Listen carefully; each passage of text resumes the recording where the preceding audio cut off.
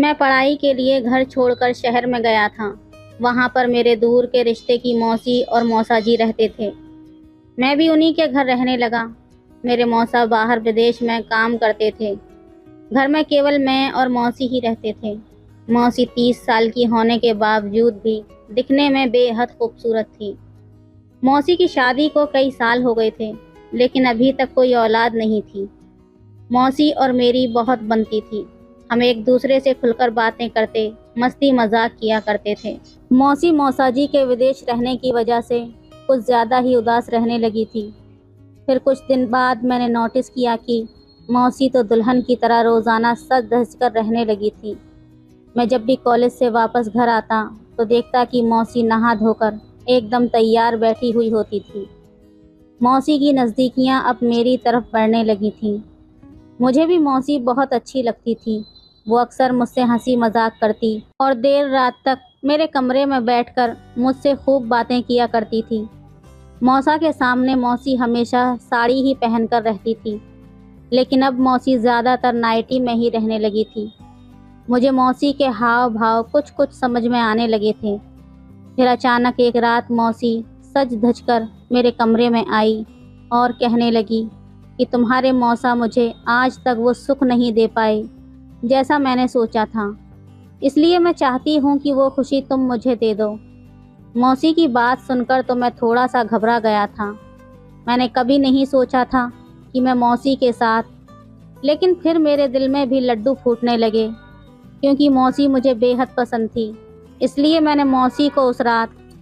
Hello दोस्तों, स्वागत है आप सभी का हमारी एक और रोमांचक कहानी में। उम्मीद करती हूँ आपको ये कहानी बेहद पसंद आएगी। मेरा नाम राहुल है। मेरी उम्र अभी 18 साल है। मैं एक अच्छे परिवार से ताल्लुक़ रखता हूँ और अभी पढ़ाई कर रहा हूँ। मुझे कुछ बनना था, जिसके लिए मुझे शहर में रहकर पढ़ाई करनी थी। ये बात मैंने अपनी माँ को बताई कि माँ, मुझे कुछ बनना है, इसलिए मुझे शहर में किराए का कमरा लेकर वहाँ रहना पड़ेगा। माँ ने कहा कि मैं तुम्हारे पापा से बात करूँगी। मेरी माँ ने पापा से इस बारे में बात की तो पापा ने मेरा एडमिशन शहर में ही करा दिया। जब मैंने अपने पापा को शहर में किराए का मकान लेकर वहीं पर रहने का बोला तो माँ ने कहा कि तुम्हारे दूर के रिश्ते के मौसा और मौसी भी उसी शहर में रहते हैं। वहाँ उनका अपना मकान है। अगर वो तुम्हें वहाँ रखने के लिए मान जाते हैं तो बेकार में किराया क्यों देना।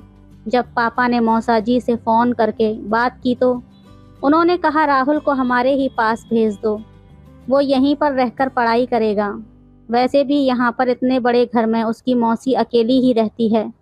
मैं तो वहाँ रहता ही नहीं हूँ। कभी महीने में तो कभी कभार सालों बाद ही घर आता हूँ। जब राहुल यहाँ रहेगा तो वो अपनी पढ़ाई के साथ साथ घर की देखभाल भी कर लेगा, जिससे मेरी भी टेंशन कम हो जाएगी। फिर मेरे माँ और पापा ने भी मुझे वहाँ रहने के लिए मंजूरी दे दी। अगले दिन ही मैंने गांव से अपना सामान पैक करके मौसा जी के यहाँ चला गया। मौसा जी ने मुझे अपने वहाँ का एड्रेस बता दिया था। मैं उसी एड्रेस पर पहुँच गया। मैं अपने दूर की मौसी और मौसा जी को पहली बार देखने वाला था। मैंने घर पहुंचकर बेल बजाया तो थोड़ी ही देर में दरवाज़ा खुला और सामने लगभग 30 साल की एक औरत खड़ी थी, जो कि दिखने में बेहद खूबसूरत थी। उन्हें देखकर तो नज़र हटाने का भी मन नहीं कर रहा था। कुछ देर तो मैं उन्हें देखता ही रह गया। फिर मैंने अपना नाम बताया तो वो बोली, राहुल, क्या तुम मुझे नहीं पहचान रहे हो? मैं तुम्हारे दूर के रिश्ते की मौसी हूँ। इससे पहले मैं अपनी मौसी से कभी नहीं मिला था, क्योंकि जब मेरी मौसी की शादी थी तो उस वक्त मेरी पढ़ाई के चलते मैं उनकी शादी में नहीं जा पाया था। हमारी ये पहली बार की मुलाकात मेरे दिल को ज़ख्मी कर गई थी, क्योंकि उनकी खूबसूरती ने मेरी आंखों को कुछ पल को देखने पर मजबूर किया था। जब मौसी ने मेरा हाथ पकड़कर हिलाया तब मेरा ध्यान भंग हुआ। मैंने मौसी से कहा, मैंने आपको पहली बार देखा है, इसलिए मैं आपको पहचान नहीं सका। तभी मौसी बोली, अब सारी बातें यहीं पर खड़े होकर करोगे या फिर अंदर भी चलोगे? फिर मैं अंदर आकर सोफे पर बैठ गया। थोड़ी देर बातें करके मैंने मौसी से पूछा कि मौसा जी कहाँ गए हैं, तो उन्होंने कहा कि वो बाज़ार गए हुए हैं, अभी आने ही वाले हैं। मौसी मेरे लिए चाय और नाश्ता बनाकर ले आई। तो मैं चाय के साथ नाश्ता करने लगा कि तभी मौसा जी भी आ गए। मौसा जी मुझे देखकर बहुत खुश हुए थे। उन्होंने कहा, राहुल, तुम तो काफ़ी बड़े और स्मार्ट हो गए हो। बातें करते करते मौसा जी ने मुझे कहा, राहुल, तुमने यहाँ आकर बहुत ही अच्छा किया है। यहाँ तुम्हें किसी भी चीज़ की कोई तकलीफ नहीं होगी। तुम यहाँ रहकर आराम से अपनी पढ़ाई पर ध्यान देना, और हाँ, अगर किसी भी चीज़ की ज़रूरत हो तो अपनी मौसी से कह देना। मैं अब आराम से वहाँ रहने लगा था। कुछ ही दिनों में मेरी और मौसी की अच्छी खासी दोस्ती भी हो गई थी। मेरी मौसी खूबसूरती के साथ साथ दिल की भी बहुत अच्छी थी। वो मेरा बहुत ख्याल रखती थी, मुझे कभी भी किसी चीज़ की कमी नहीं होने देती थी और हमेशा मेरे साथ मस्ती मजाक करती रहती थी। मेरे मौसा जी बाहर सऊदी में रहते थे। अभी वो कुछ दिनों की छुट्टी पर आए हुए थे। मेरी मौसी हर रोज़ तरह तरह के पकवान बनाती और हम सबको खिलाती। वो बहुत स्वादिष्ट खाना बनाती थी, इसलिए भरपेट खा लिया करता था। एक दिन मेरी कोचिंग की छुट्टी थी और मैं घर में ही था। मेरे मौसा जी किसी काम से बाहर गए हुए थे। मौसी उस समय नहा रही थी। तभी उन्होंने मुझे आवाज़ लगाई, बोला कि मैं अपनी तौलिया बाहर ही भूल आई हूँ, ज़रा तुम मुझे दे दो। जब मैं तौलिया देने गया तो बाथरूम का गेट बंद था, तो मैंने उनको आवाज़ लगाई। मौसी ने थोड़ा सा गेट खोलकर हाथ अपना बाहर निकाला। जब मैं टॉवल उनको देने लगा तो ना चाहते हुए भी वो मुझे उस हालत में दिख गईं। उन्हें देखकर मेरे जज्बात भड़क उठे थे। मैं अपने आप पर नियंत्रण नहीं कर पा रहा था। जैसे तैसे करके मैं उन्हें तौलिया देकर वापस आ गया, लेकिन उस समय मुझे पता नहीं क्या होने लगा था कि मैं सब कुछ भूल कर उनको देखे ही जा रहा था। यही सोचते सोचते मौसा जी भी घर आ गए और फिर हम सब उस दिन बाहर घूमने के लिए चले गए। धीरे धीरे ऐसे ही दिन गुजरते रहे कि मौसा जी का सऊदी जाने का वक्त आ गया। उन्होंने मुझसे कहा, राहुल, मैं तुम्हारी मौसी को तुम्हारे पास छोड़कर जा रहा हूँ। तुम दोनों एक दूसरे का ख्याल रखना। अगले दिन 12 बजे मौसा जी सऊदी के लिए रवाना हो गए। उनके जाने के बाद से मौसी का चेहरा एकदम से फीका पड़ गया था। मैं उन्हें बहलाने की कोशिश करता। मौसी कहती, पता है राहुल, तुम्हारे मौसा जब साथ में होते हैं तो दिल को बड़ा सुकून मिलता है, लेकिन जब वो मुझे छोड़कर चले जाते हैं तो मैं बिल्कुल अकेली हो जाती हूँ। ये कहते कहते मौसी रोने लगी। मैं उन्हें तसल्ली देने लगा कि आप फिक्र ना कीजिए, मैं आपके साथ हूँ, आपको किसी तरह की कोई तकलीफ़ नहीं होने दूंगा। ये सुनकर मौसी ने अपना सर मेरे कंधे पर रखकर रोने लगी और मेरा हाथ पकड़कर कहने लगी, अब तो तुम ही मेरा सहारा हो। मौसी की ये बात मुझे समझ ही नहीं आई थी और अजीब भी लग रही थी, लेकिन फिर मैंने इस बात पर ध्यान नहीं दिया। फिर उस दिन तो किसी तरह पूरा दिन कट गया। फिर अगले दिन सुबह सुबह मौसी नहा धोकर बाथरूम से निकली तो मैं हॉल में बैठा हुआ था। वो उस वक्त एक गाउन पहने हुए थी जिसमें वो बेहद हसीन लग रही थी। वो उस समय किसी हीरोइन से कम नहीं लग रही थी। मैंने इस हाल में जब मौसी को देखा तो मेरे अंदर एक अजीब सी फीलिंग होने लगी थी। मैं भी एक जवान लड़का था, मेरे अंदर भी कुछ अरमान थे, लेकिन वो मेरी मौसी थी, इसलिए मैंने अपनी नज़रें झुका ली और फ़ोन चलाने लगा। अब धीरे धीरे मैंने एक बात और नोटिस की थी। जब से मौसा जी गए थे तब से मौसी मुझसे खुलकर रहने लगी थी।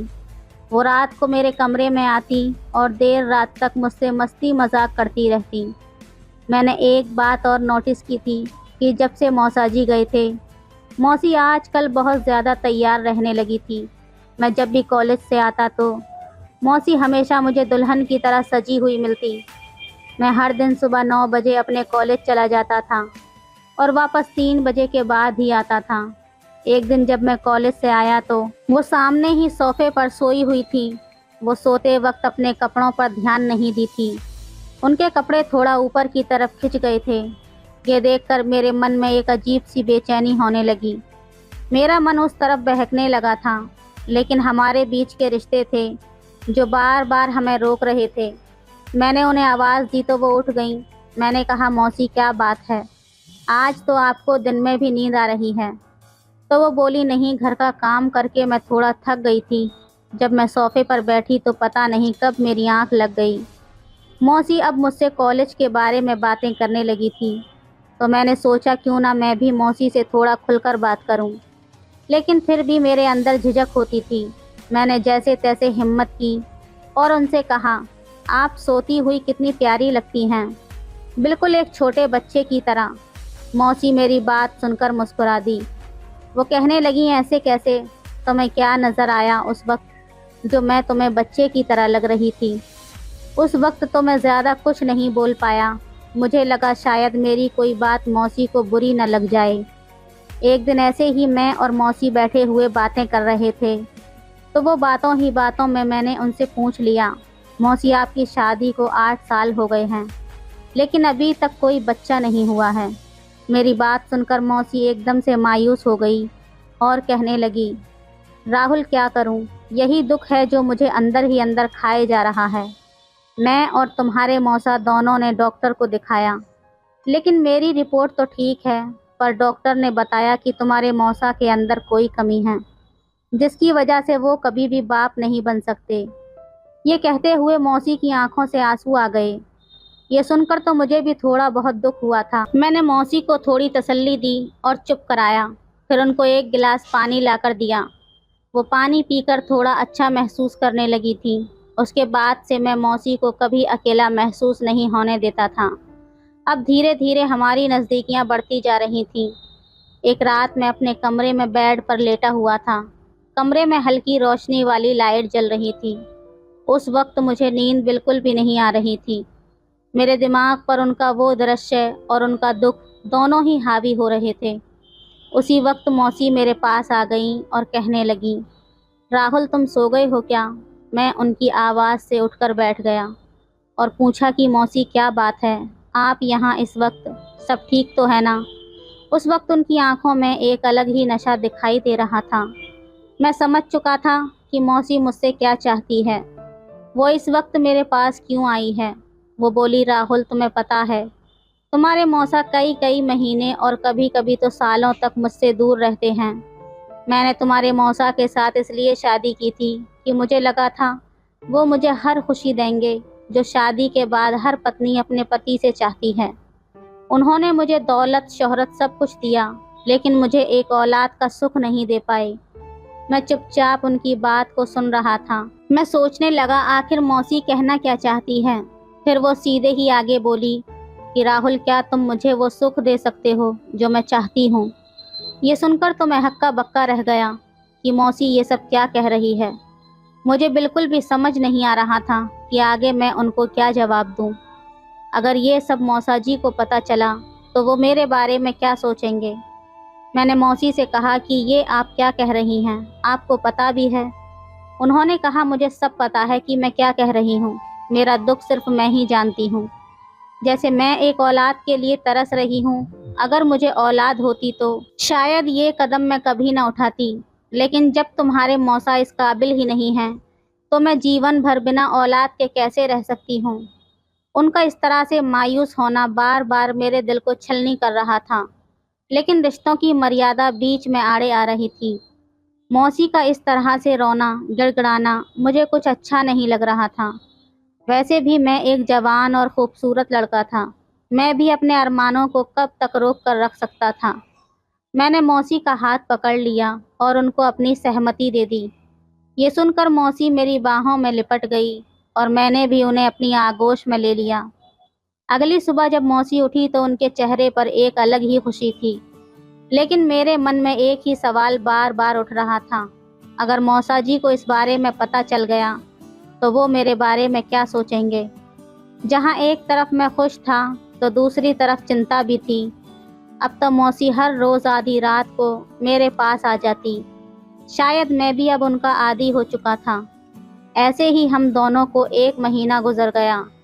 फिर एक दिन अचानक मौसी की तबीयत बिगड़ गई। मैं मौसी को डॉक्टर के पास लेकर गया।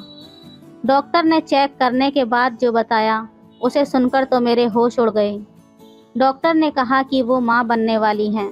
ये सुनकर मौसी के चेहरे पर इतनी खुशी थी कि शायद इतनी खुशी इससे पहले मैंने कभी नहीं देखी थी।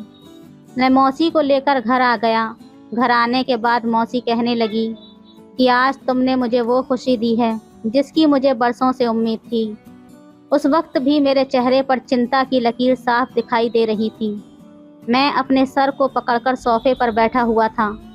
मौसी मुझे चिंता में देखकर पूछने लगी, क्या बात है, तुम इतने परेशान क्यों हो? मैंने कहा, मौसी ये सब ठीक नहीं है।